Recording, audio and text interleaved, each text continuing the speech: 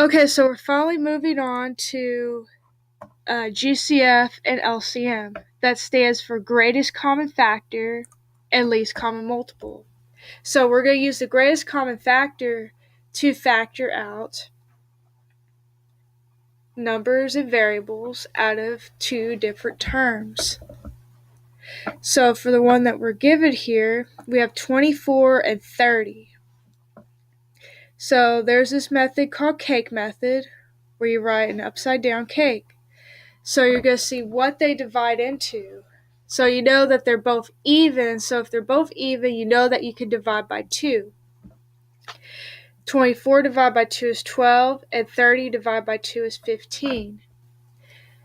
If we use our divisibility rules, 2 plus 1 is 3, and 5 plus 1 is 6. Both of those could divide by 3, so the larger numbers can also divide by 3. So go ahead and divide by 3. You get 4 and 5 left over. Now, the only thing left to divide out would be a 1, but we already have something else on there, so 1 times any number will still be that number. So our greatest common factor will be all the numbers we divide out multiplied together. So 3 times 2 is 6. So our GCF of 24 and 30 is 6. Now you could have eyeballed that it divided by 6 in the first place. That's okay too. You could break it into smaller pieces like 2 and 3, or you could pull it all out at once like the 6. Now for LCM, least common multiple, you will multiply the greatest common factor with our two remaining components.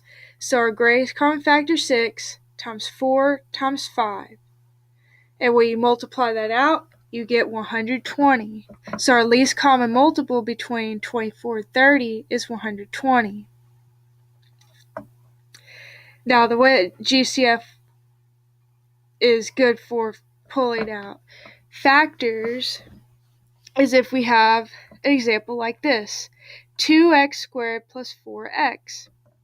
So we're going to take the greatest common factor of 2x squared and 4x. Now you could do this upside down cake method if you want to break it down into little pieces. If you could just eyeball it, you see that it's a 2x you can pull out of here. When you pull out 2x, what you have left over is each term divided by the GCF. So 2x squared divided by 2x is x, and 4x divided by 2x is 2. So our factored form is 2x parentheses x plus 2 close parentheses. Let's try another example. So go ahead and pause the video, see if you can find this using the upside down cake method, or if you could just eyeball it.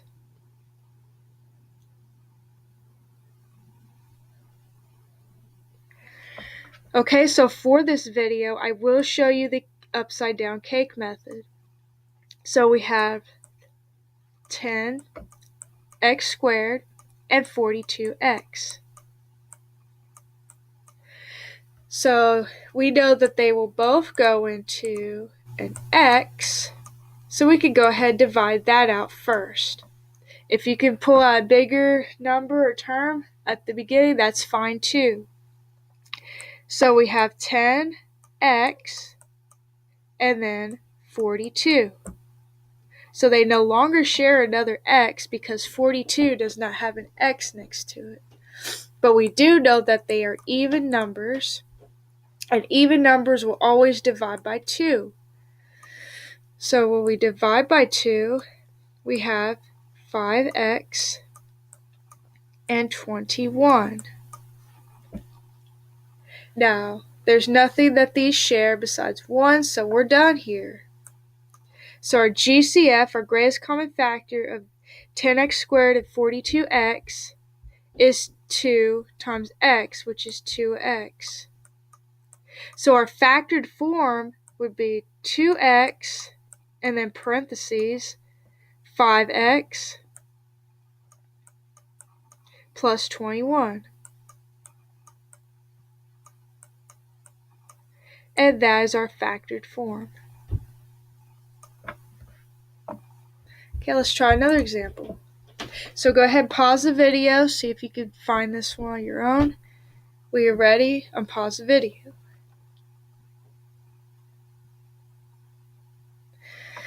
Okay, so our upside down cake method, we have 8x and then minus 10. Now, they don't share an x, so you can't divide by an x, but we do know that they're even, so you could divide by 2.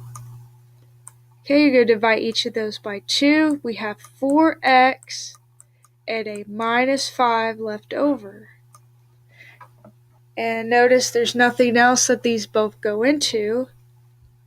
So our greatest common factor of 8x and negative 10 is 2.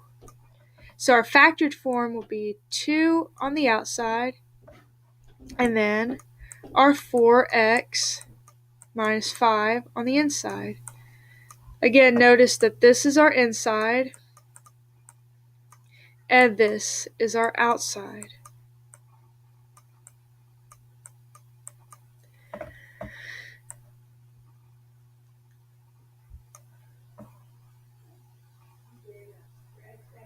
Okay, let's try one more example. So factor 30x squared plus 20x. So pause the video, see if you can find this, and then pause where you're ready to look over it. Okay, so our upside down cake method, we have 30x squared, and then our plus 20x. So the first thing you can see is that they both go into an x, so let's divide that out. So we have 30x and then our plus 20. Okay, so you see that they are both even, so they could go into 2, but also notice they both ended a 0, so you could go even further and say it divides by 10. So when you divide by 10, you have 3x plus 2 left over. So our factored form would be 10 times x, 10x, and then what's left on the inside is our last layer of the cake, 3x plus 2, and that is our factored form.